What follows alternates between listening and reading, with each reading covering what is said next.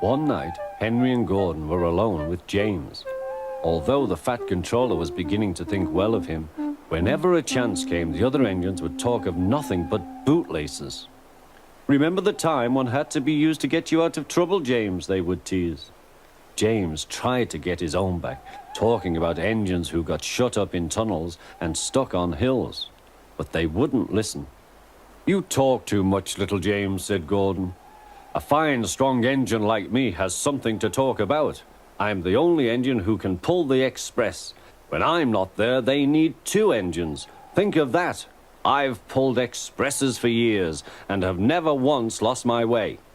I seem to know the right line by instinct." Every wise engine knows, of course, that the signalman works the points to make engines run on the right lines, but Gordon was so proud he had forgotten. "Wake up, James," said Gordon next morning. "It's nearly time for the express." "What are you doing? Odd jobs?" "Oh, well, we all have to begin somewhere, don't we? Run along now and get my coaches. Don't be late." James went to get Gordon's coaches. They were all shining with lovely new paint. He was careful not to bump them, and they followed him smoothly into the station, singing happily, "We're going away, we're going away." "I wish I was going with you," said James. "I should love to pull the express and go flying along the line." Gordon, with much noise and blowing of steam, got ready to back onto the train.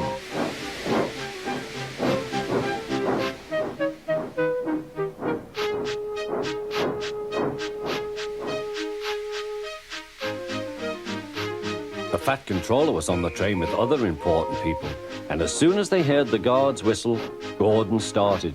Look at me now," he puffed, and the coaches glided after him. "Poop, poop, poop, poop, poop. Goodbye, little James. See you tomorrow." James watched the train disappear and then went back to work. He pushed some trucks into their proper sidings and went to fetch the coaches for another train.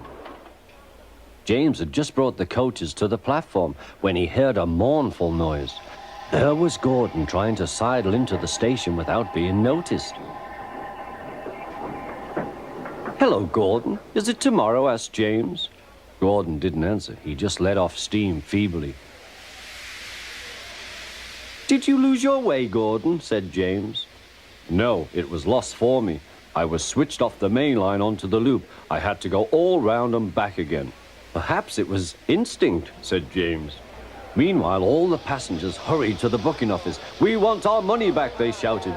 But the Fat Controller climbed on a trolley and blew the guard's whistle, so loudly that they all stopped to look at him.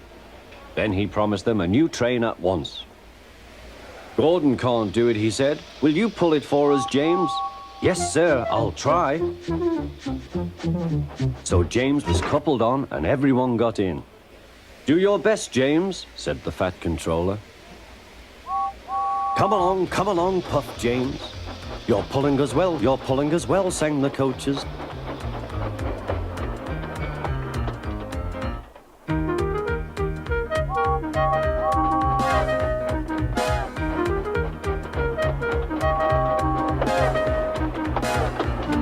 Bridges and stations flashed by, the passengers cheered, and they soon reached the station. Everyone said thank you to James, and the Fat Controller was very impressed. "Well done," he said. "Would you like to pull the express sometimes?" "Yes, please," answered James. Next day, when James came by, Gordon was pushing trucks.